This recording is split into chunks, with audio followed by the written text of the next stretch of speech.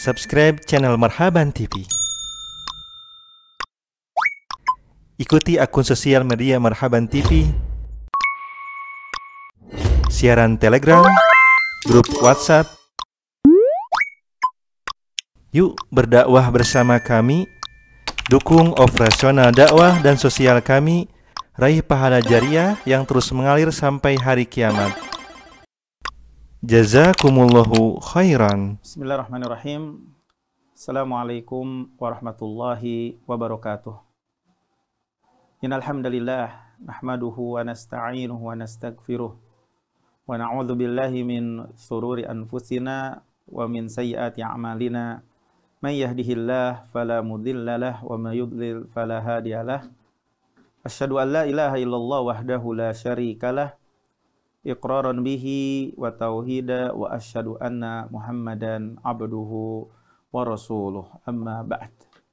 Pemirsa Marhaban TV di mana saja berada, kita lanjutkan pembahasan kita ya berkenaan dengan 6 peristiwa penting dalam perjalanan hidup Nabi sallallahu alaihi wasallam ya.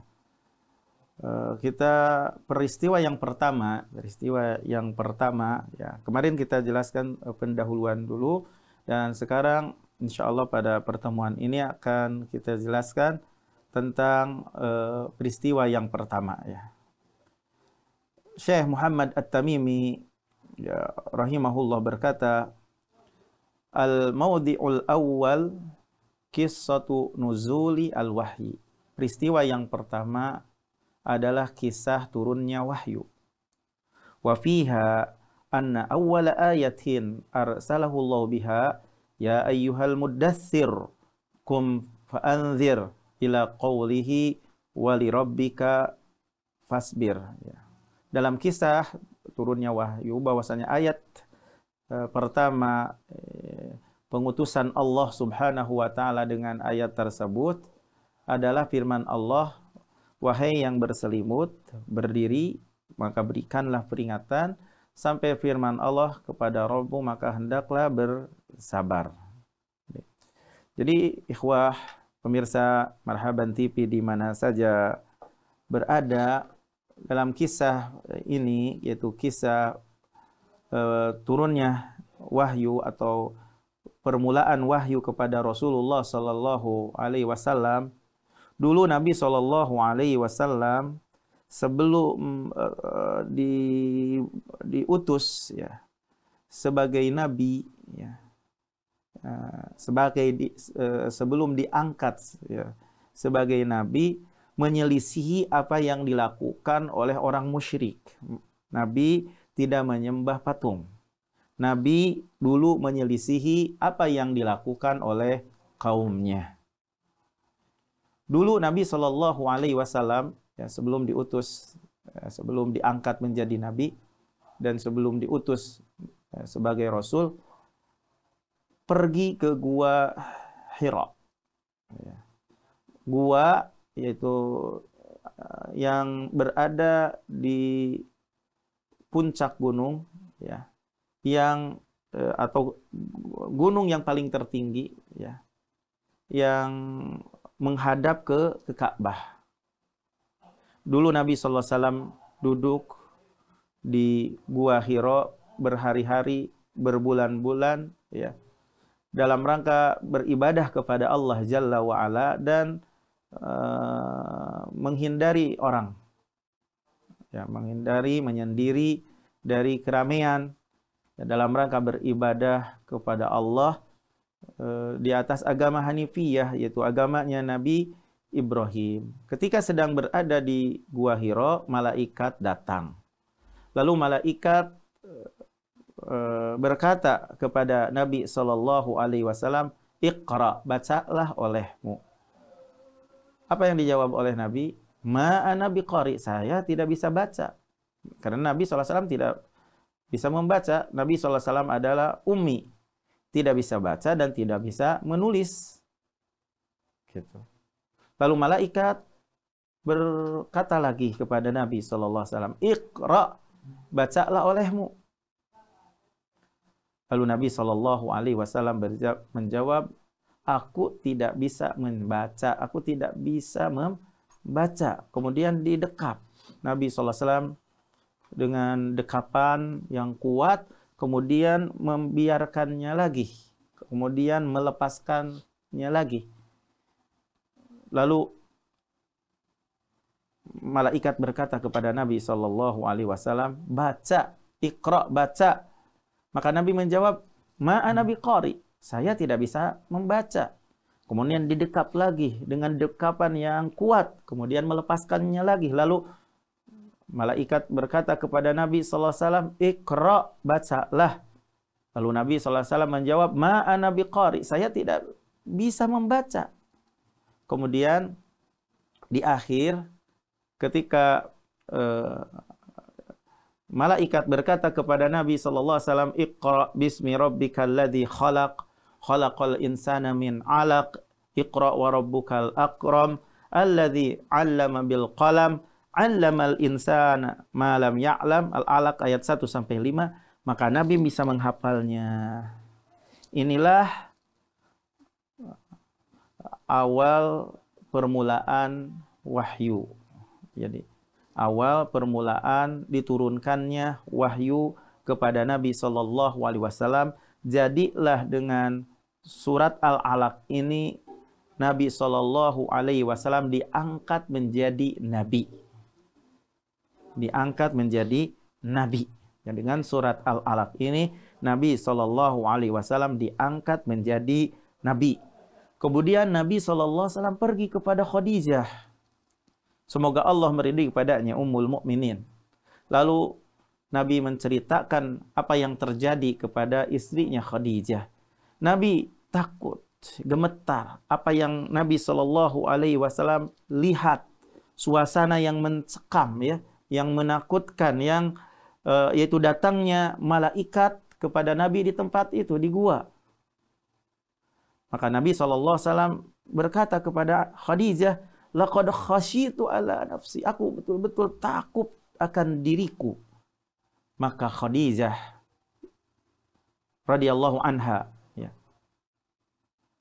berkata, menenangkan Rasulullah sallallahu alaihi wasallam, kalla, sekali-kali tidak.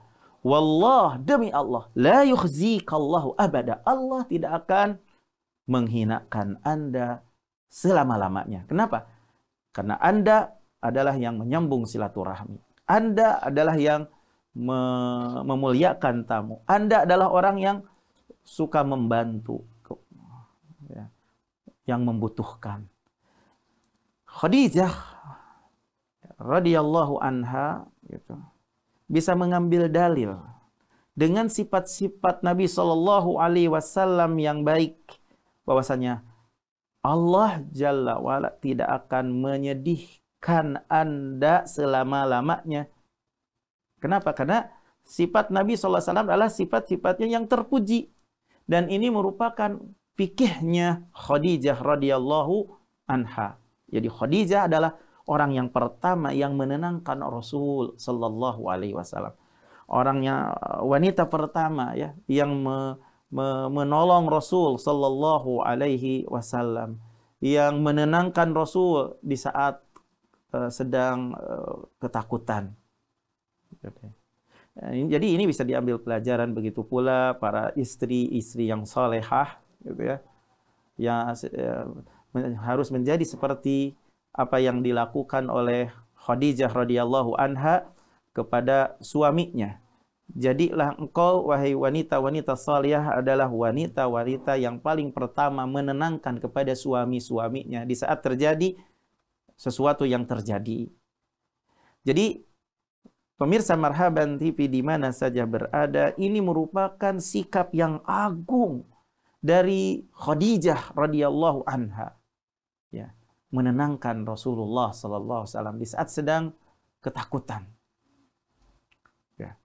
Kemudian Rasulullah SAW meminta kepada Khadijah, dathiruni, tolong selimutilah aku, tutuplah aku dengan selimut. Nah, ketika Nabi sallallahu sedang menutup dengan selimut, datang malaikat kepada Nabi Shallallahu Alaihi Wasallam lalu berkata kepada Nabi Shallallahu Alaihi Wasallam, ya ayyuhal muddathir, wahai yang berselimut, kum fa'anzir, berdirilah, lalu berikanlah peringatan. Jadilah dengan surat Al-Mudaththir ini, ayat ini, Nabi diangkat menjadi seorang Rasul.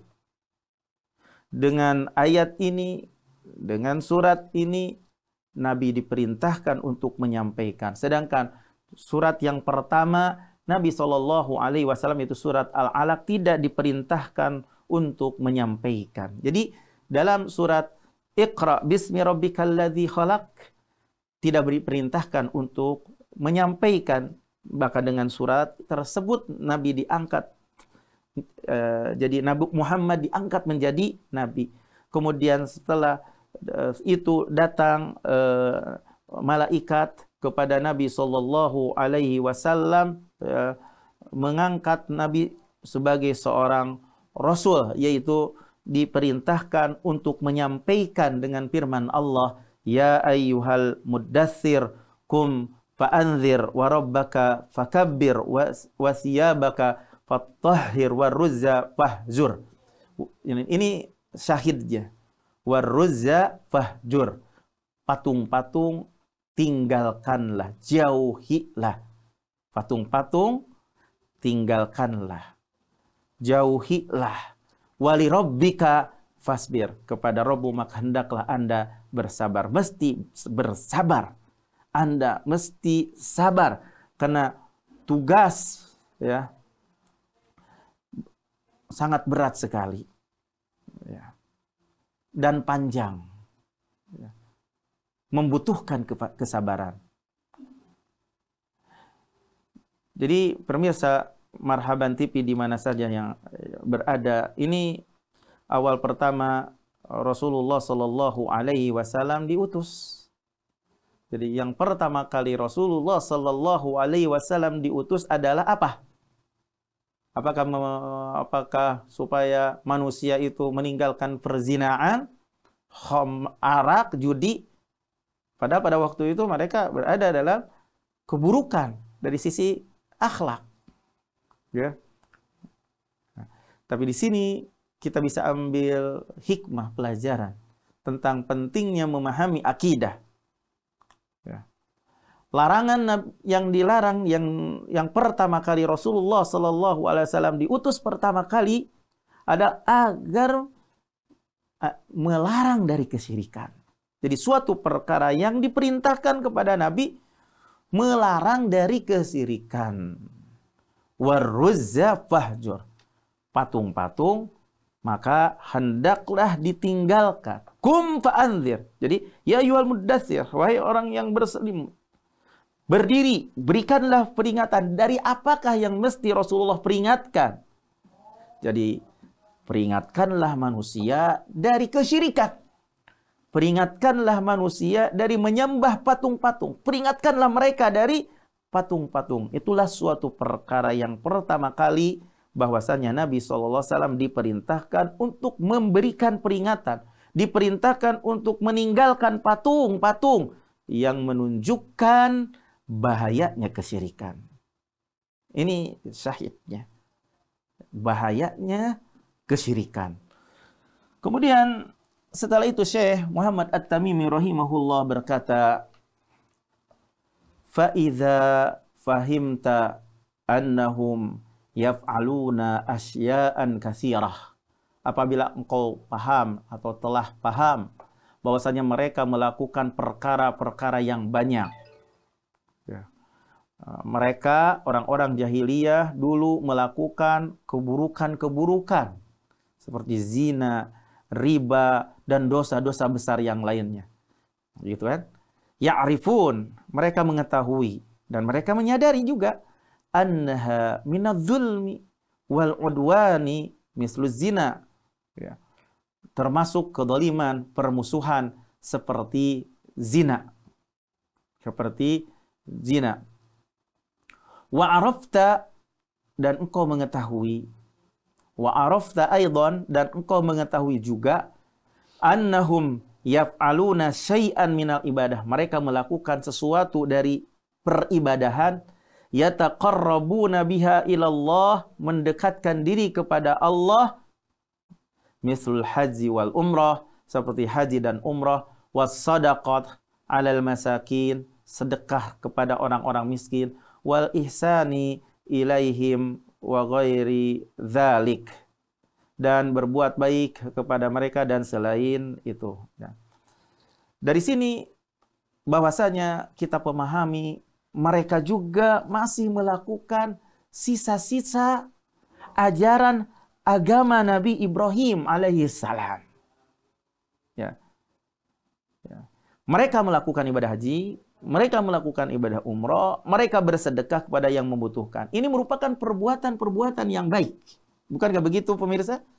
Iya, ini merupakan perbuatan-perbuatan yang baik. Akan tetapi, bersamaan dengan perbuatan-perbuatan yang baik yang merupakan sisa-sisa dari ajaran Nabi Ibrahim itu, tidak ada bersama mereka itu tauhid. Tidak ada bersama perbuatan-perbuatan baik mereka itu ketauhidan dan amalan perbuatan. Walaupun amalan itu baik, jika tidak dibarengi dengan tauhid, apakah bermanfaat bagi pelakunya? Apa jawabannya? Sama sekali tidak akan memberikan manfaat kepada yang melakukannya. Jadi mereka melakukan amalan-amalan yang buruk. Di samping itu pula mereka melakukan amalan-amalan yang baik. Ya, mereka beribadah, melakukan amalan-amalan yang baik. Dan mereka juga melakukan amalan-amalan yang buruk. Dan amalan-amalan yang buruk, yang paling buruk adalah kesyirikan. Yang paling buruk adalah menyekutukan Allah. Mereka melakukan zina. Mereka makan riba. Mereka makan hasil judi. Ini merupakan dosa-dosa besar. Akan tetapi yang paling besar, yang paling buruk, dosa-dosa yang paling buruk atau perbuatan buruk yang paling buruk adalah kesyirikan dari menyembah patung-patung dan yang lainnya. Mereka beribadah kepada Allah dengan pelantara patung-patung. Jadi mereka beribadah dengan sebab kebodohan mereka itu dengan kesyirikan kepada Allah Jalla wa'ala. Jadi mereka beribadah, ya, mendekatkan diri kepada Allah dengan kesyirikan. Dengan kesyirikan ini, dengan menyembah patung-patung, dikarenakan kebodohan mereka. Mereka mengatakan, ma na'buduhum illa liyuqarribuna ilallahi zulfa. Kami tidak mengibadahi mereka kecuali dalam rangka mendekatkan kami kepada Allah sedekat-dekatnya. Az-Zumar ayat 3. Coba perhatikan. Akibat kebodohan menjadikan hak itu kebatilan, batil itu hak. Jadi, disebabkan kebodohan, mereka menjadikan kesyirikan itu adalah tauhid dan mendekatkan diri kepada Allah Jalla wa'ala. Ini sebabnya adalah kebodohan. Dan ini bisa kita ambil faidah pelajaran. Wajibnya kita memperhatikan perkara akidah. Wajibnya kita memperhatikan masalah akidah. Ya. Memahami akidah. Ya. Ini sangat penting sekali. Perintah untuk mentauhidkan Allah. Perintah untuk memahami tauhid. Ini sangat penting sekali. Nah, karena dengan sebab kebodohan, ini seperti yang barusan kita jelaskan. Kemudian Syekh Muhammad At-Tamimi rahimahullah melanjutkan, wa ajalluha indahum asyirik, fahuwa ajallu ma yataqarrabuna bihi ilallahi indahum, kama dzakarallahu anhum annahum qalu ma na'buduhum illa liyuqarribuna ilallahi zulfa wa yaqulun haula'i syufa'auna indallah. Ibadah yang paling agung gitu, di sisi mereka itu kesyirikan. Jadi kesyirikan adalah perkara yang paling agung menurut mereka dalam mendekatkan diri mereka kepada Allah. Sebagaimana yang Allah terangkan tentang mereka, bahwasanya mereka mengatakan, kami tidak mengibadahi mereka kecuali dalam rangka mendekatkan kami kepada Allah sedekat-dekatnya. Mereka mengatakan mereka itu adalah syafaat kami di sisi Allah. Jadi pemirsa Marhaban TV di mana saja berada, mereka mengetahui, mengakui bahwasanya mereka mengibadahi mereka. Mereka mengibadahi mereka. Di mana mereka mengatakan, tidaklah kami mengibadahi mereka. Tidaklah kami mengibadahi mereka. Akan tetapi mereka mengatakan, tidaklah yang kami maksud dengan ibadah ini. Ini pengakuan. Tidaklah yang kami maksud dengan ibadah ini, kecuali bahwasanya mereka, orang-orang soleh, malaikat, Isa, Uzair, mereka itu mendekatkan diri kami kepada Allah Jalla wa'ala. Tuh. Karena sebab kebodohan, mereka mengira bahwa ini merupakan amalan baik. Jadi dengan sebab kebodohan mereka mengira bahwasanya ini merupakan amalan yang baik. Karena bodohnya perkara tauhid, mereka mengira bahwasanya ini merupakan amalan yang baik. Karena dalam rangka mengagungkan Allah, dalam rangka untuk memuliakan Allah, di mana mereka bahwasanya mereka bisa mendekatkan kami kepada Allah menurut mereka. Karena kami tidak akan bisa sampai kepada Allah kecuali dengan mengibadahi mereka. Ini pengakuan yang mereka akui. Jadi mereka bisa mendekatkan kami kepada Allah. Di orang-orang soleh, malaikat, Uzair, para wali gitu. Ya. Mereka bisa mendekatkan kami kepada Allah karena mereka adalah orang-orang soleh. Yang mereka maksud adalah mereka itu adalah malaikat. Yang mereka maksud adalah para nabi seperti Isa. Mereka itu dijadikan oleh mereka sebagai pelantara antara mereka dan antara Allah dalam rangka mendekatkan mereka kepada Allah sedekat-dekatnya. Ini bahayanya tatkala tidak memahami tauhid. Menjadikan kesyirikan itu adalah tauhid, menjadikan kesyirikan itu dalam rangka mendekatkan diri kepada Allah sedekat-dekatnya. Jadi ini pelajaran yang mesti kita betul-betul ingat. Jadi dari peristiwa kisah turunnya wahyu kepada Nabi SAW ini. Kemudian Syekh melanjutkan, Allah tabaraka wa ta'ala berfirman, innahum ittakhadus syayatina awliya'a min dunillah wa yahsabuna annahum muhtadun. Bahwasanya mereka menjadikan syaitan wali-wali selain Allah dan mereka mengira bahwasanya mereka itu muhtadun, mendapatkan petunjuk.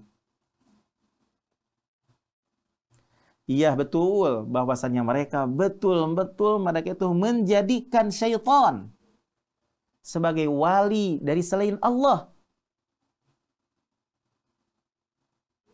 Kenapa? Karena mereka orang-orang soleh yang mereka ibadahi tidak ridho akan hal itu. Mereka orang-orang soleh tidak memerintahkan mereka akan hal itu. Akan tetapi yang memerintahkan mereka dengan ibadah ini, dengan ibadah kepada para wali, kepada malaikat, adalah syaitan. Jadi syaitan yang memerintahkan mereka untuk beribadah kepada Isa, untuk beribadah kepada malaikat, untuk beribadah kepada Uzair, dan selain mereka dari para nabi dan orang-orang saleh. Pada dasarnya, pada hakikatnya mereka itu mengibadahi syaitan karena mereka mentaati syaitan dalam mengibadahi para wali, dalam mengibadahi malaikat, dalam mengibadahi orang-orang soleh. Wa yahsabuna annahum muhtadun.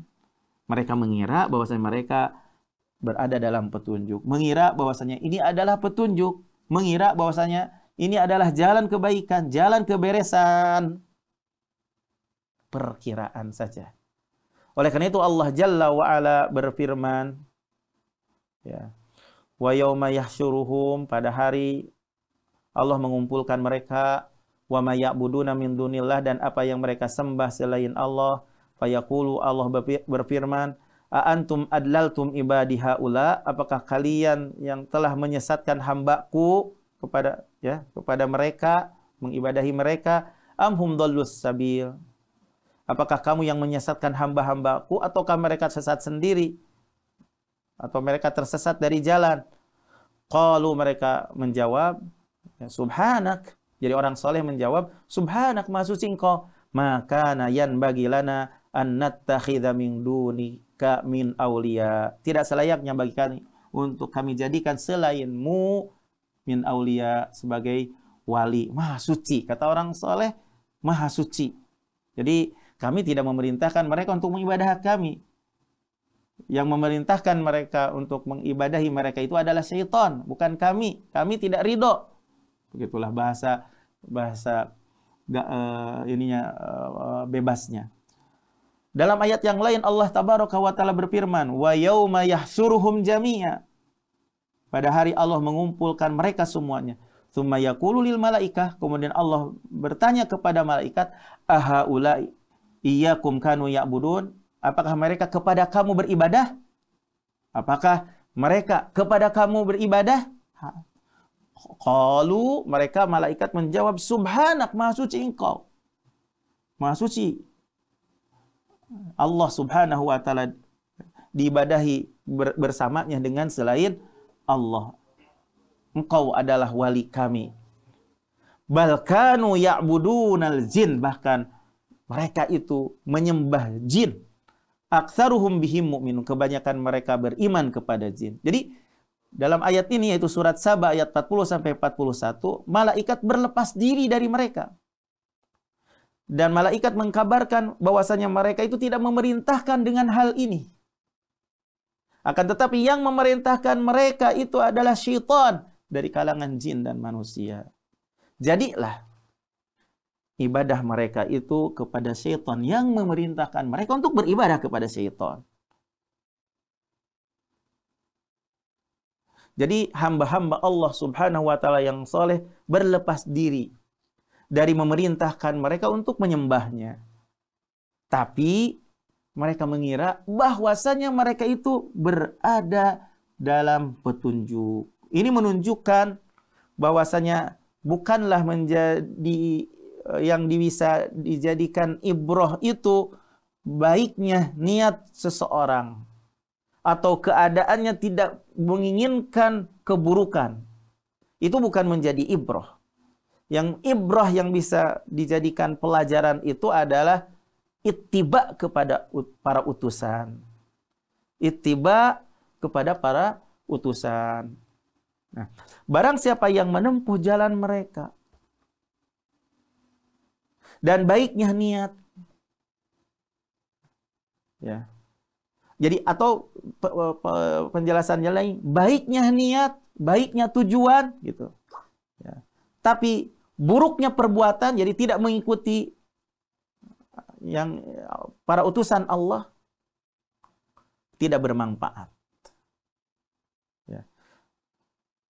Dan ini tidak menjadi alasan bagi mereka, karena Allah Jalla wa'ala telah mengutus para utusan.